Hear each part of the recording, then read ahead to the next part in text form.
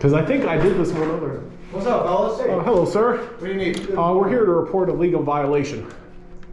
Yeah, there is a Audi outside in the parking lot. It's a gray one. Okay. It's got 3 different colors on the registration tag, and the date that we can actually read is 2016, and it is not being stored here because we've seen it here on the property, and then it was gone, and then it got driven back onto the property again. Okay.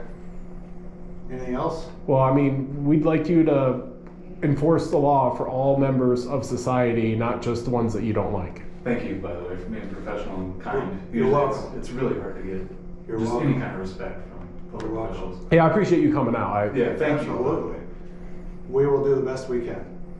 That's the best I can probably tell you. Was there something preventing you from going out there, running the license plate number, and just writing a ticket to the owner or the person driving it? Okay, there's nobody driving, right? Well, that's the thing, sir. There is somebody driving it. But Because right now, is there anybody driving it? you have security cameras on the building, and I know that you have the ability to look at the cameras and see who is driving the car, because Sure. I've seen it here before. Okay. I know it's somebody that works in this building. Right. And, it's just a lot of people, they've gotten this ticket. Me personally, I paid my registration, but I just didn't have that I do little. too, yeah. Well, here's the thing. I didn't have that little paper in the glove box. So I got a ticket for like over $100. Then I had to go drive somewhere, waste my time and gas, pay $5 just for that stupid little piece of paper, Yeah. when the whole time I had my registration, I paid it. And to see somebody that's driving with tags from 2016 is just really insulting to Absolutely. me and a lot of other people that have had to pay that ticket. And that's not a mistake. That's a willful violation of the law to have tags that are Sure. 7 years expired. Right. Okay. Anything else I can do for you? I mean, I'd just like you to go write that person a ticket, sir. I know you can. I understand what you're saying. Is there anything else I can do? Well, I appreciate you at least coming out here. You're welcome. You know, More than we usually get. Yeah. Yeah. Not Usually a it's problem. just straight disrespect. But do you mind if I get your name and badge number, sir? I'm Captain Robert Duncan, D3622. Okay. So, Well- need anything else, you can always just call me. Okay, you have a number then? You want to get your card? Yeah. Okay. Might be able to have a card right here for you. So I'm actually the division commander for the patrol. Yeah. And hold on a second, let me go get it real quick. I'll be right back. Okay.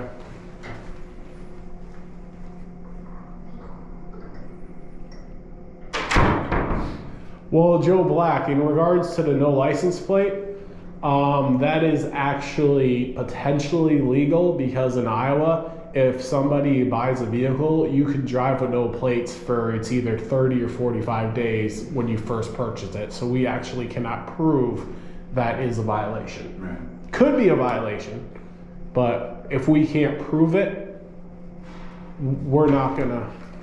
There you go. So one more part of this, sir, is that the first time we were here, we had one of your officers say that same thing, that, oh, well, we can't prove they're driving it and all this stuff. But we saw the Tesla that I think his name's John Childs, the city council member. We actually stood outside and we waited and we saw John get in his Tesla and drive off the property with expired tags. We had previously just heard that same story like an hour previously. So with all due respect, sir, we know someone's driving that car in this parking lot. Is that solely a moving violation, like the expired tags? Or is that just like let's say my car had expired tags, but I don't use it. I'm not gonna get a ticket just for having it parked just sitting there? Oh, just in my okay. little driveway or wherever. No, we're not gonna, we have no desire to do that. It's an Well, I operation just on know if it public was streets. Right. You can have it If it was parked. parked on the street and he felt like being a dick, I'm sure he could. Yeah. Well, at that point, legally, no. You have to prove the person is driving it, and that's what we did last time. We just stood outside and waited until the person got in the car and went home, and he was on city streets. This is a dumb question, but why are you worried about that? It's the two-tier system, sir. It's that there are rules for certain people, and there's lawlessness and no rules for other people. Right. And and in America, we have a First Amendment right to address our government. Sure. And if I have to pay a registration ticket and other people have to pay registration tickets, police should have to pay registration tickets as well. Yeah, and I pay it. I'm the same way. I was on the street last night. We had guys stopping cars that didn't have registration and talked to them, and We all have to have that, so I agree 100%. Yeah, but there's. I will say, you got my card. Yeah. If you're not getting something, if you feel like you're disrespected or something like that, absolutely give me a call. If you have a question about something, please give me a call. We want to take care of you. Well, I mean, you guys, I saw what you guys did to Bo or Flex Your Freedoms. Okay. You know, I mean, that was just despicable about what you guys did to him. Not to mention, there was also that black guy that you guys were in the process of arresting, which I understand you had a warrant, you were doing your job, I get that, but you guys were unnecessarily rough with that guy. Like, if I remember correctly, he either went from the car and out of the car, or he went from the ground, and like it was a back and forth deal. Like it was almost like kind of similar to the George Floyd, where he was just going back and forth and back and forth. In reality, when you're serving a warrant and you got 7 cops on one guy, you just put the cuffs on him, you put him in the back of the car, and you shut the door. But the way that these cops are going back and forth, they were just unnecessarily roughing the guy up. And that takes somebody like me or Flex or a lot of other people. And if we're walking by and we see that, we're gonna film it. You know, if we just see cops doing their job, we're gonna keep walking. But when we see that unnecessary violence, it really does draw people's attention to it. I hear what you're saying. And I appreciate you have an opinion. And we'll just leave it at that. So you don't have any input about why the back and forth was going on? It's not appropriate. It's not appropriate for me to talk about that. It's an ongoing investigation. You're going to get the same response from. Well, when the investigation is completed, I would like to have a response from the department about why there was that back and forth. I'd be happy to talk to you anytime. I will tell you that we respect what you're trying to do 100%. We've got a lot of good people that work here, and if we can help you out, we certainly will.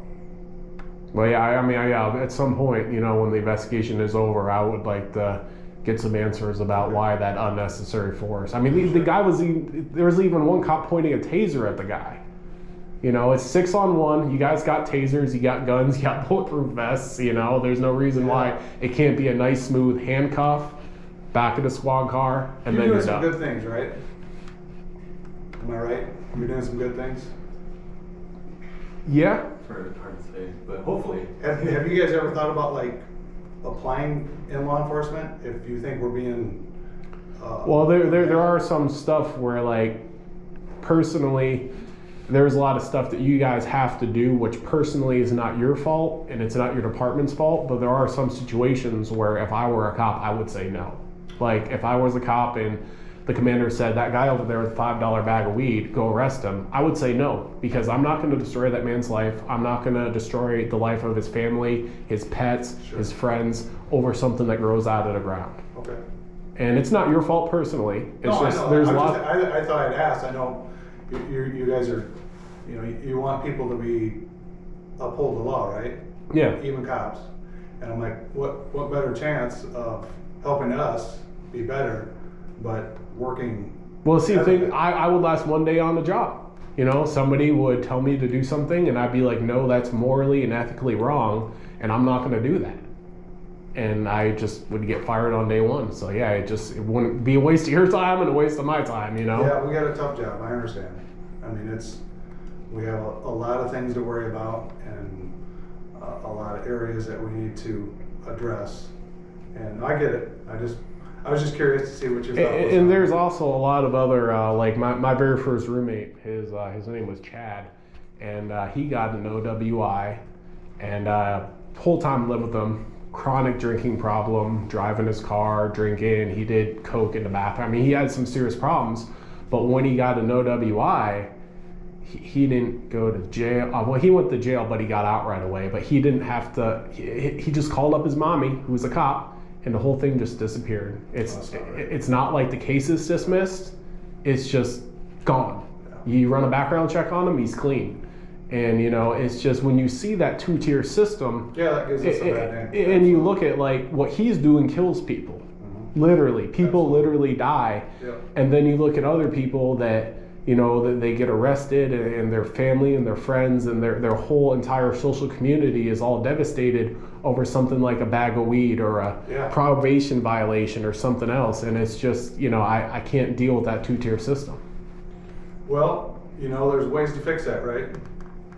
You got legislation and all kinds of stuff that you can maybe talk to some of the people who actually make all these laws that we have.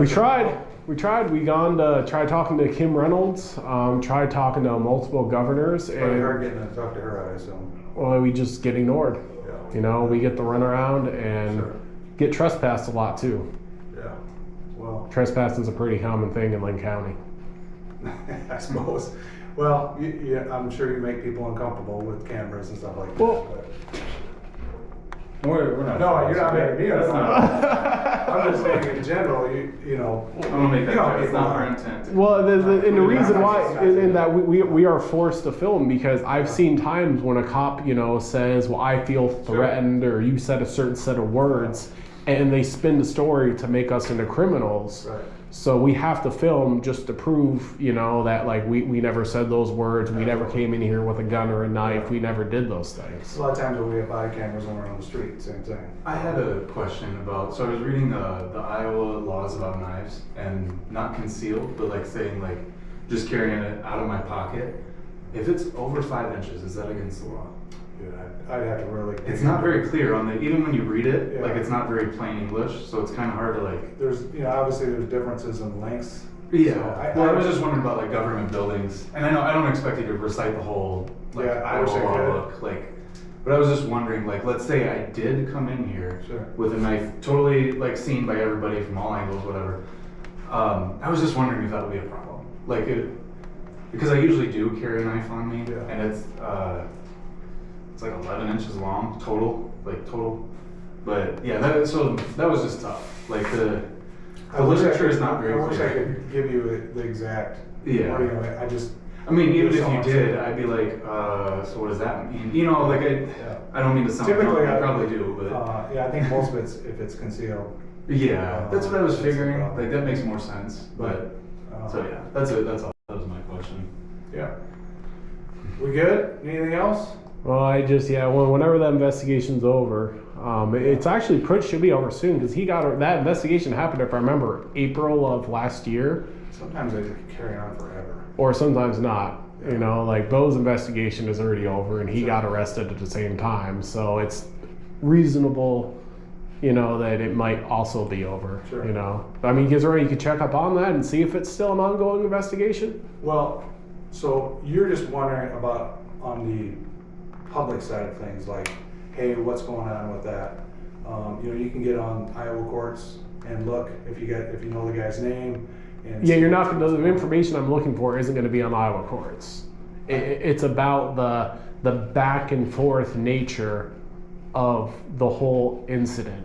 Okay. You know, like there was just no reason why you can't just do handcuffs, back of the squad car, shut the door. At that point, it's done. But they were going back and forth. You know, So and that's your opinion, right? No, it's not my opinion, sir. It's video. It was a back and forth. But what you're saying is that you don't agree with what they did. A lot of people don't agree with the back and forth. You know, the excessive force is a big problem, not just in this department, but everywhere in America. And there's a way that you guys can do your job with a lot less violence. Okay. And like I would tell you before, I would encourage you, if you think we're not doing a good job and you can make a difference, we take applications all the time. Please. Are you guys hurting for people right What's now? that? Are you guys hurting for people? No. No, we're actually doing really well. Really? But we'll be taking applications probably in April. If that is, you're going to get in and you're going to see, hey, this is a little bit good. As long as you different. can pass the physical portion. You look like you can make it. Maybe.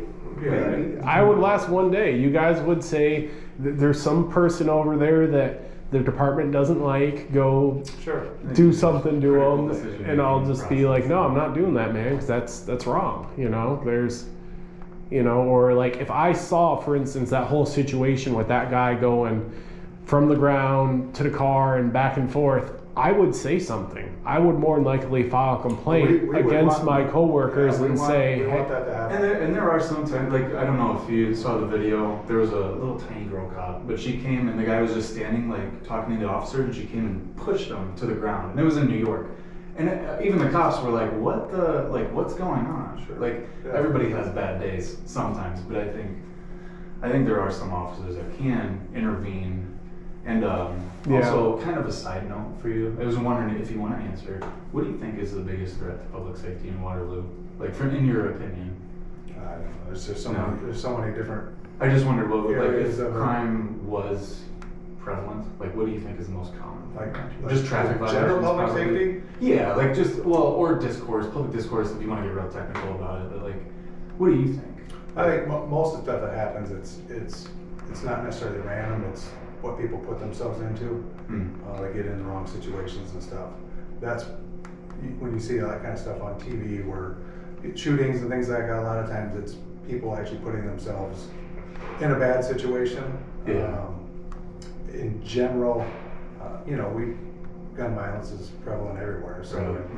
we try to focus a lot on that. But I mean, people upset because of loud music too, and we try to Yeah. try to enforce that as well. We do what we can with Right. what we have for resources. I imagine you guys have to deal with a lot of Karens too, at some point. I know you don't have to. We've got a ton of support. I mean, Yeah. and we appreciate it. But we said we're going to be having hiring. We might What do have you guys one- think? one or Should two you become a openings. cop? One or two openings. you're a comedian, I'll give you that. Do you know the starting pay rate just off the ballpark? 31 something right Yeah. now an hour. Yeah, it's pretty good pay. Yeah, Yeah. so that's a way to make a difference. Well, there's quite a few other laws too that, like, it's just you look at the law, like the marijuana law, and you just see that it's wrong. But that's you your opinion. There's a lot of people out there that don't agree with that, right? Well, the fact, sir, with all due respect, is if you look at America as a whole, our whole country is going in a certain direction, and that direction is legalization, Yeah. not jailing somebody for a $5 bag of weed. Like, that's the direction our country is going, and unfortunately in Iowa, we're kind of stuck in a rut because we're not seeing the direction that the country is going. And that, there's also a lot of times when you look at the law and you actually read the law, like you look at the definition of interfering with official acts, it means that the person has to, one, physically interfere, or two, they have to make a threat and the officer has to believe that the threat will be taken out. And when you see people going to jail that never physically interfered, that never made any threats, that's a situation too that if I were one of the cops in, say, Flex's arrest, I will file complaints against every single cop that participated in that, because the fact of the matter is he never threatened, he never physically interfered, and I would just, I'd be filing complaints every day and everybody would hate me and I'd probably get fired because nobody likes me. Well, we try to hold our own accountable, and I think we do a pretty good job of it. You're welcome to give us a shot. Come on board. You can hold us accountable too. This guy's making me. Well, I'm telling you, I know Do you they go drug around and test? you do it a lot. Yeah, we do. That's good. We have to uphold all the laws. We Mhm. can't pick and choose which one we want to uphold. The state, the federal government makes all the laws. No, We gotta deal with it. I mean, it's the The city, everybody. sometimes they conflict. Sure, absolutely. But what I'm saying is that you want to make a difference. That's the ultimate difference right there. My opinion. So here's another thing I've seen many times, and another reason why I would be immediately terminated. Every single time I've seen a cop in court, they lie. And you watch the body cam. I'll give you an example about an incident with somebody named Casey Beneville, Afro-Man Audit 365. I don't know if you heard about him or not. The cop said that Casey parked right next to him.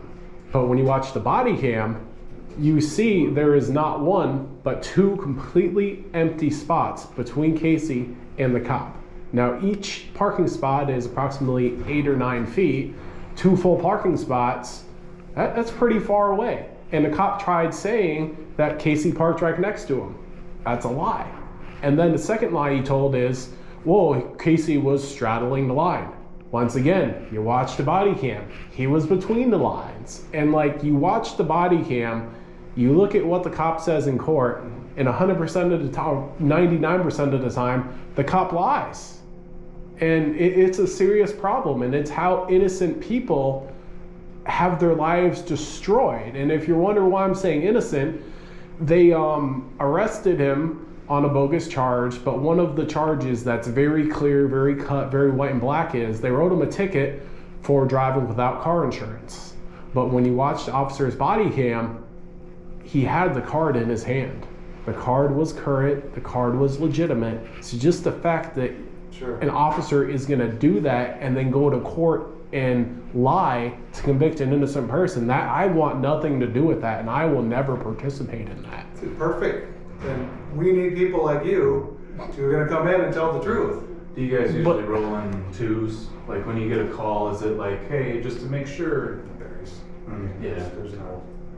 I mean, dude, you're saying all this stuff, but I just, you know, you're a comedian. I'll give you that. You're a funny guy. I did just a quick rollover of you guys' guidelines. I think that was the proper term for it. But I don't know. I thought it was pretty cool how.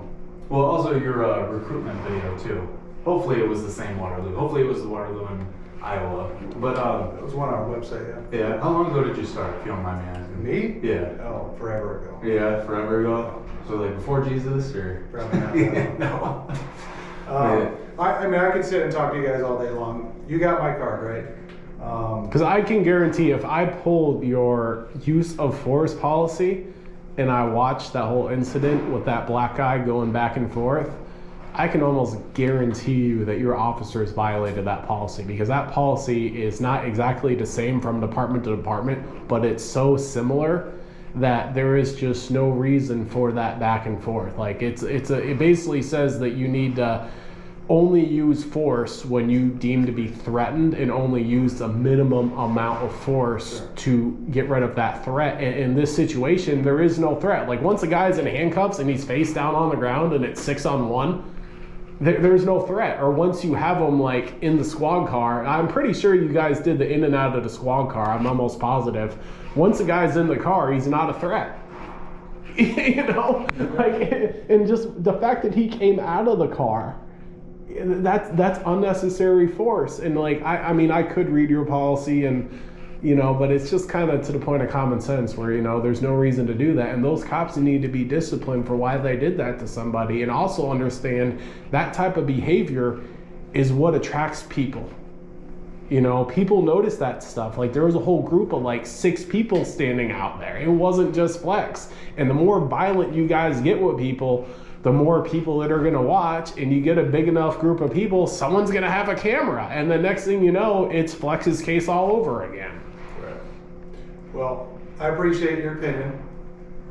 No, it's not my opinion. I mean, I'll pull your use of force policy, and I'll get Flex's video, and I'll go. I know what the use of force policy is. Well, obviously your coworkers don't. Yeah. But is there anything else I can do for you guys? Well, just accountability for that Audi in the parking lot. You know, 2016 is despicable. Okay, I got you there. I know you got my card. If you're getting disrespected by any of us, call me. I'll take care of you.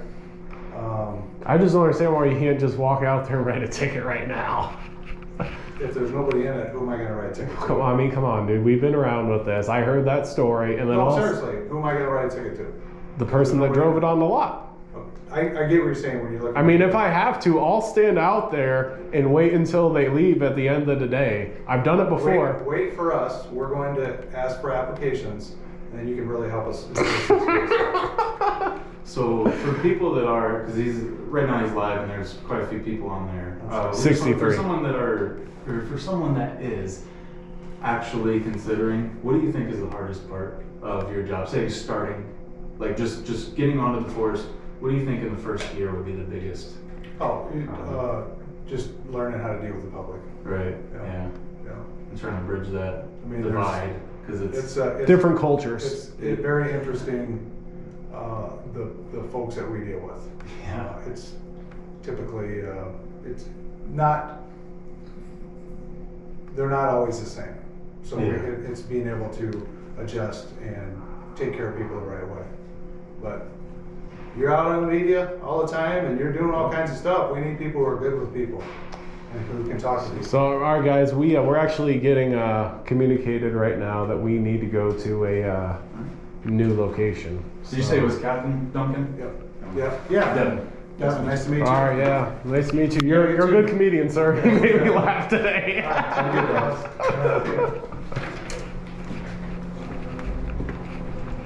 Oh wait, my hotspot. Shit.